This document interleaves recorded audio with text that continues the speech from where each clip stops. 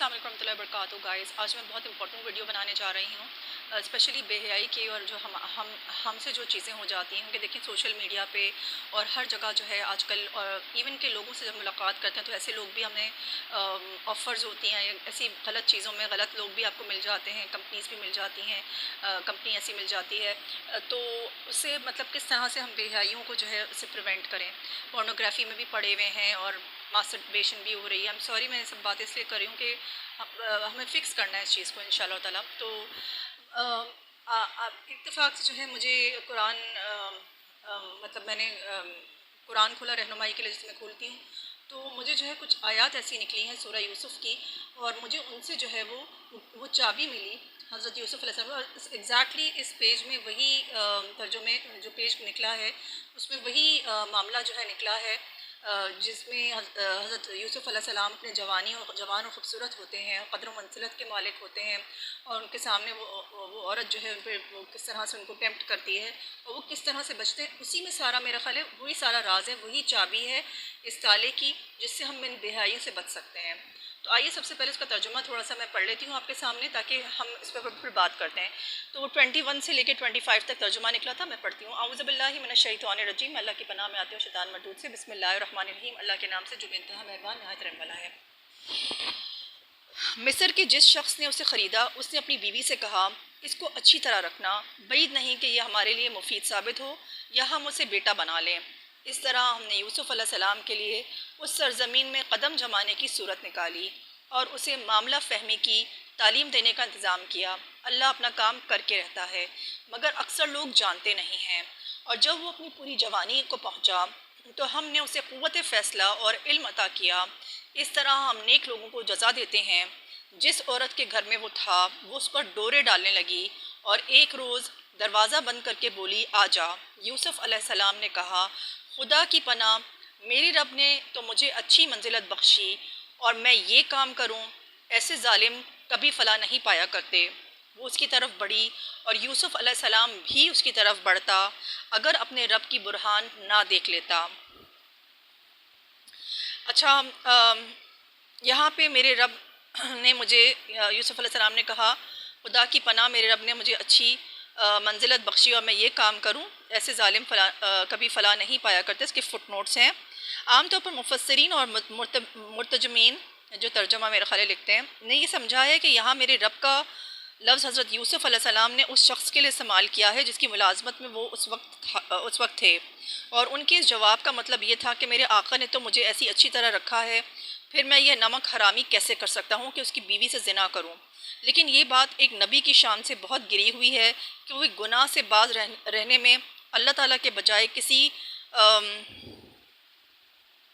बंदे का लिहाज करे, और कुरान में इसकी कोई नज़ीर भी मौजूद नहीं है कि किसी नबी ने कभी खुदा के सिवा किसी और को अपना रब कहा हो। आगे मैं पढ़ रही हूँ।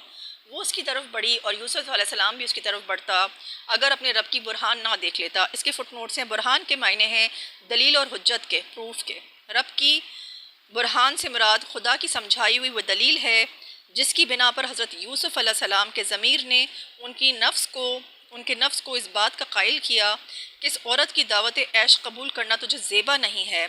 और वो दलील पिछले फ़िक्रे में गुजर चुकी है कि मेरे रब ने तो मुझे ये मंजिलत बख्शी और मैं ऐसा बुरा काम करूं, ऐसे ज़ालिमों को कभी फ़लाह नसीब नहीं हुआ करती।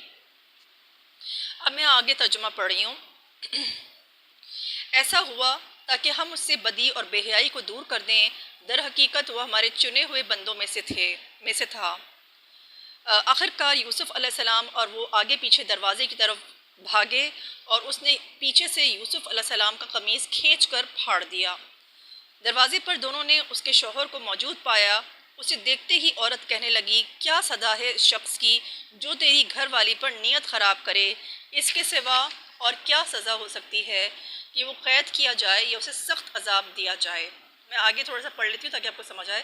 यूसुफ़ अलैहिस्सलाम ने कहा, यही मुझे फांसने की कोशिश कर रही थी।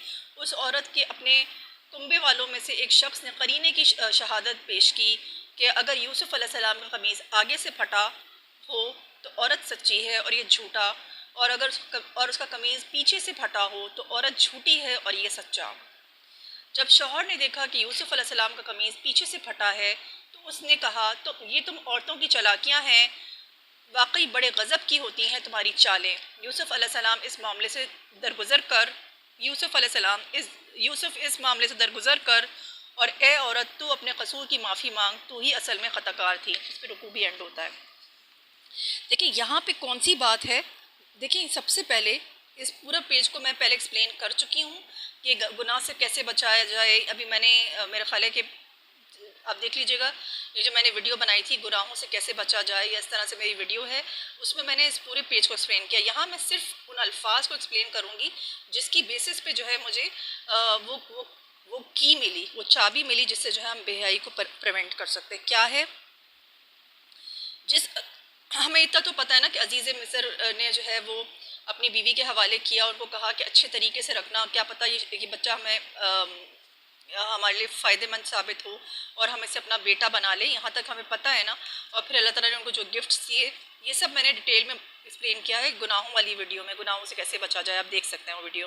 میں یہاں سے پڑھ رہی ہوں، جس عورت کے گھر میں وہ تھا وہ اس پر ڈورے ڈالنے لگی اور ایک روز دروازے بند کر کے بولی آ جا۔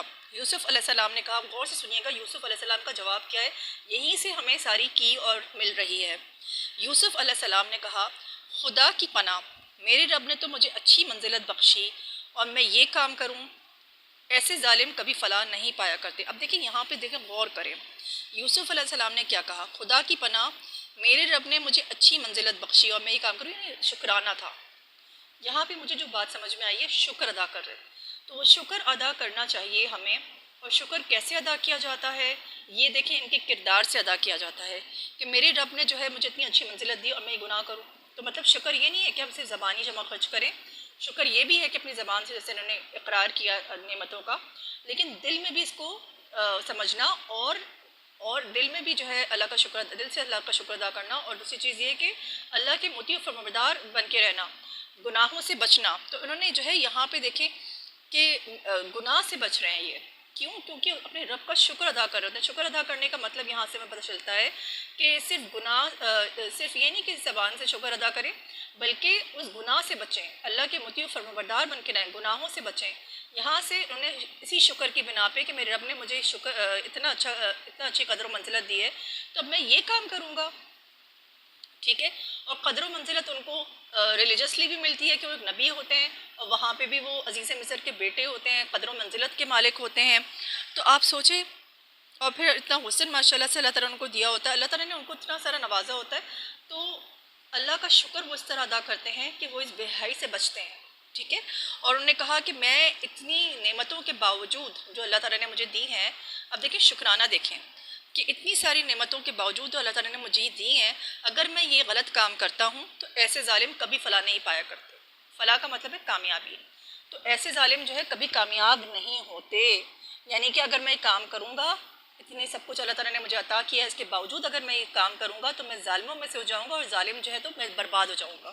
ظالم تو برباد ہو جاتا ہے، ظالم کامیاب نہیں ہوتا بلکہ ظالم برباد ہوتا ہے۔ یہاں سے ہمیں صاف صاف پتہ چلتا ہے کہ اسی شکر گزاری نے اور اللہ کا تقویٰ، یہاں پہ جو بات آتی ہے کہ ایسے ظالم فلاح نہیں پایا کرتے، یہاں پہ تقویٰ ہے، یہاں پہ اللہ کا خوف ہے کہ اللہ مجھے برباد کر دے گا۔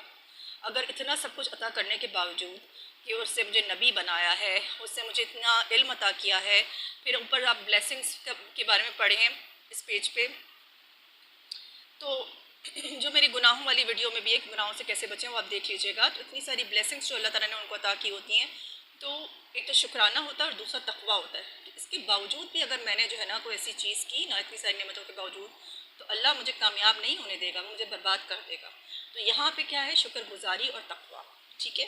اور یہاں پہ ہمیں شکر کا مطلب، جیسے میں نے آپ کو بار بار ریپیٹ کر رہی ہوں، سمجھ میں آتا ہے کہ جب اللہ کا شکر ادا کیسے کرتے ہیں، ایسے کہ اللہ کا صرف کا زبانی شکر بھی ادا کرتے ہیں، دل میں بھی اس کا شکر ادا کرتے ہیں دل سے، اور اس کے مطیع و فرمانبردار ہو کے رہتے ہیں اور گناہوں سے اپنے آپ کو بچاتے ہیں۔ تو یہ بات جو ہے میں ہر دم ہر لمحہ، دیکھیے اس وقت گناہ کے وقت بھی وہ اتنا اللہ کا شکر ادا کرتے ہوں گے، کتنے شکر والے بندے ہوں گے کہ اس گناہ کے وقت بھی انہوں نے اللہ تعالیٰ کو سامنے رکھا اور اللہ کے شکر ادا کیا اور اس کا تقویٰ اختیار کیا اللہ تعالیٰ کا۔ تو اسی طرح سے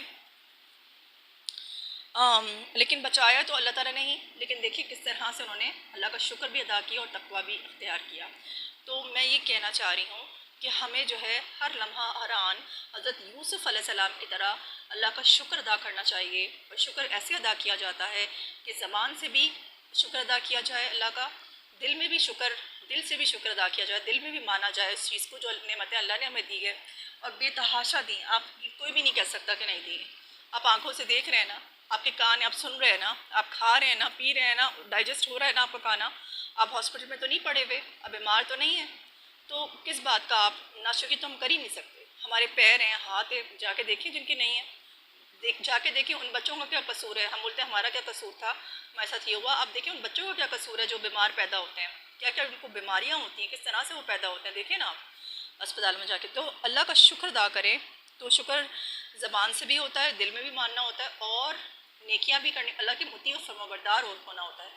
مطیع و فرمانبردار اللہ کی باتیں ماننی ہوتی ہیں، اور گناہوں سے بھی اپنے آپ کو بچانا ہوتا ہے. جیسے حضرت یوسف علیہ السلام نے بچایا، اب خود بچانے کی کوشش کی خود کو. اور دوسری چیز ہے تقوی اختیار کرنا، ساتھ میں تقوی بھی کہ اگر میں نے گناہ کیا اتنی نعمتوں کے باوجود تو اللہ تعالیٰ مجھے برباد کر دے گا، کامیاب نہیں ہونے دے گا، میں ظالم ہو جاؤں گا. ظاہر ہے کہ اتنی نعمتیں پا کے دیکھیں کوئی آپ پر احسان کرتا ہے دنیا میں تو آپ کی کیا روش ہوتی ہے. آپ بولتے ہیں نہیں نہیں اس کو تو پلیز کر کے رکھنا ہے، ٹھیک ہے، اس کے خلاف کوئی بات نہیں کرنی ہے. تو اللہ تعالیٰ کو ہم اس کی نعمتوں کو کیوں بھول جاتے ہیں؟ ٹھیک ہے، جس بیکاز وہ ہمیں نظر نہیں آتا تو ہم اس کی نعمتوں کو بھول جاتے ہیں. اس کے احسانات کو جو اتنی بیش بہا مصیبتوں میں اللہ تعالیٰ ہر دفعہ ہماری مدد کرتا ہے، ہم جب بھی اللہ کو پکارتے ہیں ہم اس کے سارے احسانات کو بھول جاتے ہیں، ٹیکن فار گرانٹیڈ کرتے ہیں. کتنی غلط بات ہے. تو اللہ تعالیٰ کا شکر ادا کرتے رہیں ہر لمحہ ہر آن. تو جب ہم اللہ تعالیٰ کو بار بار ہم اللہ کا شکر ادا کریں گے، جیسے شکر ادا کیا پھر دوبارہ تھوڑی دیر بعد دوبارہ شکر ادا کیا پھر دوبارہ، اور اپنے آپ کو بچایا برائیوں سے کہ اگر میں نے یہ کیا نا تو اتنا کچھ اللہ تعالیٰ نے جو مجھے دیا ہے نا مجھ سے چھین سکتا، میں برباد ہو جاؤں گا. یہ بھی کرنا ہے. اچھا تیسری چیز یہ ہے تو اللہ کے شکر کے ساتھ اللہ کا تقوی اختیار کرنا، نمبر 1. نمبر 2 یہ ہے، اچھا ایک نماز تو اپنے لازمی پڑھنی ہے، اور کس طرح پڑھنی ہے میں نے آپ کو بتا دیا. دوسری چیز اللہ کے شکر کے ساتھ تقوی اختیار کرنا، اور تیسری چیز جو ہے وہ قرآن کو ترجمے کے ساتھ پڑھنا. ٹھیک ہے، آپ سے اگر پوری صورتیں اگر نہیں پڑھی جاتی ہیں تو آپ جس طرح سے اللہ سے رہنمائی مانگ کے بیچ سے جو ہے قرآن کھولیں کہ اللہ تعالیٰ میری رہنمائی فرمائے اس قرآن سے، اور جو بھی عربک ہوتی ہے رائٹ سائڈ پہ وہ آپ پڑھیں، اور لیفٹ سائڈ پہ جو بھی ٹرانسلیشن ہے اس کو غور سے پڑھیے اور اپنے اوپر اپلائی کریے. ہم قرآن کو غور سے نہیں پڑھتے انفارچونیٹلی، میں بھی نہیں پڑھا کرتی تھی، لیکن جب بولا گیا نا بار بار مجھ سے کہ غور سے پڑھو، تو جب میں نے اسے غور سے پڑھنا شروع کیا، اب دیکھیں کیسے کی کھل گئی، گناہوں کی کھل گئی کس طرح سے جو ہے وہ. اور شکر ہمیں آفن بار بار ادا کرنا، آفن بھی نہیں کہوں گی، بار بار ادا کرنا ہے. بار بار اللہ تعالیٰ کی نعمتوں کو یاد کریں تاکہ ہمارے دل میں اس کے لیے شکرانہ پیدا ہو. ہمیں اسے پلیز کرنا ہے، جو ہمیں نعمتیں دیتا ہے اسے پلیز کرنا ہوتا ہے، اسے ہم ڈسپلیز تو نہیں کر سکتے. اس کے خلاف بھی ہم بات کرنا پسند نہیں کرتے کہ یار کو اس کی مزاج کے خلاف بات ہو گئی، ناراض ہو گیا تو کتنا برا ہو جائے گا ہمارے ساتھ. تو لحاظ بھی کرتے ہیں، تو ہمیں اللہ کا بھی لحاظ کرنا ہے اس طرح سے، اور بار بار اس کی نعمتوں کو یاد کرتے رہنا ہے، اس کی نعمتوں کو اپنے دھیان میں رکھنا ہے، اور اس چیز میں کرنا ہے. تیسری چیز یہ ہے کہ ویکنیسز، انسان جو ہے وہ ویکنیس آ جاتی ہے کبھی اس پہ، اس کی ول پاور کمزور ہو جاتی ہے اور وہ گناہ کر بیٹھتا ہے. دل کو جو ہے غفلت میں نہیں رکھنا، امپورٹنٹ چیز یہ ہوتی ہے. وہ میں نے جو ویڈیو بنائی ہے ضرور ضرور ضرور دیکھیے گا. تو بیسیکلی ہوتا کیا ہے کہ شیطان ہمارے دل کو غفلت میں ڈال دیتا ہے. جو آپ نے جو ہے وہ موویز دیکھنے کے لیے بیٹھ گئے، گانے سنے، آپ بتائیں اللہ تعالیٰ نے کیا الاؤ کیا ہے؟ ٹھیک ہے، اب آپ خود ہی اپنے آپ کو بمبارڈ کر رہے ہیں ایسی چیزوں سے، موویز دیکھ کے اور اس طرح کی، یا اپوزٹ جینڈر کے ساتھ آپ ہنسی مذاق کر رہے ہیں. آپ مجھے بتائیں خود آپ پریونٹ نہیں کر رہے اپنے آپ کو، تو پھر کہاں سے آپ یہ ایکسپیکٹ کر سکتے ہیں کہ جو ہے آپ ان گناہوں سے بچیں گے؟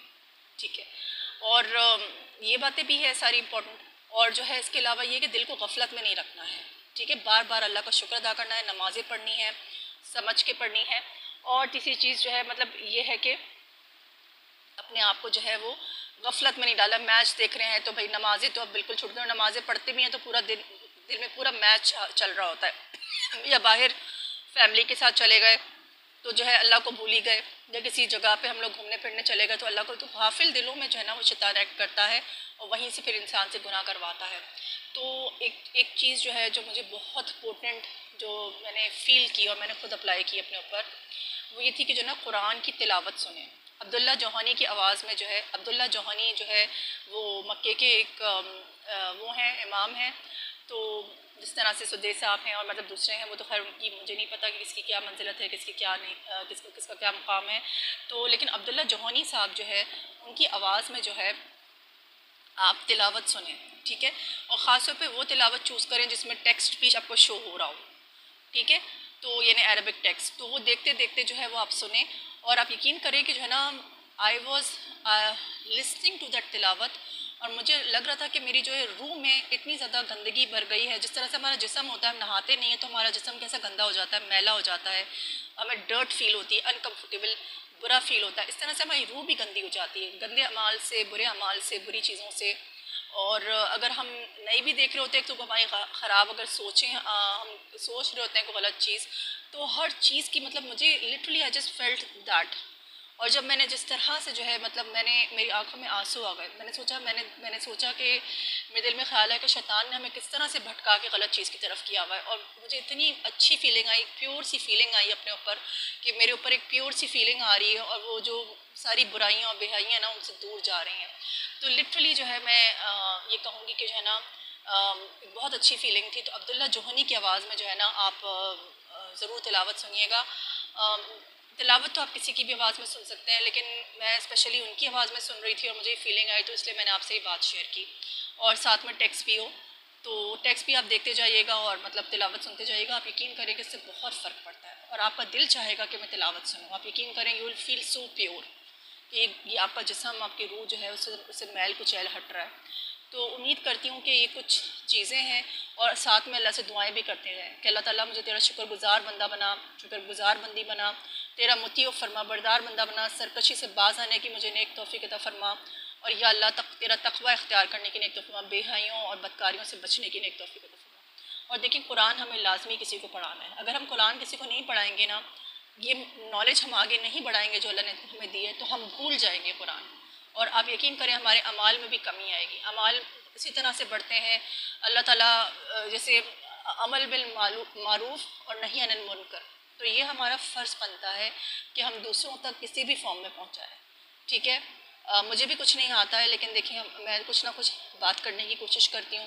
آپ لوگ بھی کوشش کریں، ٹھیک ہے، اور دوسروں تک قرآن پہنچائیں. کسی کو قرآن پڑھا دیا کریں. اس کو یہ نہیں سمجھا کریں کہ اچھا میں قرآن پڑھا رہا ہوں یا پڑھا رہی ہوں، نورانی قاعدہ بھی کچھ بھی whatever, try to do that. کسی کو نماز پڑھانے کی کوشش کریں، کسی کو صورتیں یاد کرائیں. یقین کریں کہ یہ ڈرائیورز ہوتے ہیں، یہ جو ماسیاں ہوتی ہیں، ان کو نہیں آتا، ان کو یہ سب کچھ نہیں آتا. تو آپ ان کو پڑھانے کی کوشش کریں، اپنا وقت لگائیں اس کے اوپر. میرے پاس ٹائم نہیں ہے، میرے پاس یہ نہیں ہے، یہ سارے بہانے ہیں. جب آپ باہر جاتے ہیں آپ کتنا فضول لوگوں میں باتیں کر رہے ہوتے ہیں، ادھر ادھر باتیں کر رہے ہیں فضول. مطلب ان سب چیزوں کے لیے آپ کے پاس ٹائم ہے، لیکن آپ کے پاس آدھا گھنٹہ نہیں ہے، 15 منٹ 20 منٹ آدھا گھنٹہ نہیں ہے کہ آپ اسپیئر کر کے جو ہے کوئی اللہ کا کام کریں.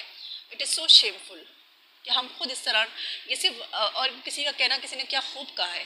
اور اس دن میں بیٹھی بھی تھی، کچھ چائے وائے پی رہی تھی، تو میرے پیچھے سے کسی بندے کی زور زور سے باتیں کرنے کی آوازیں آ رہی تھی.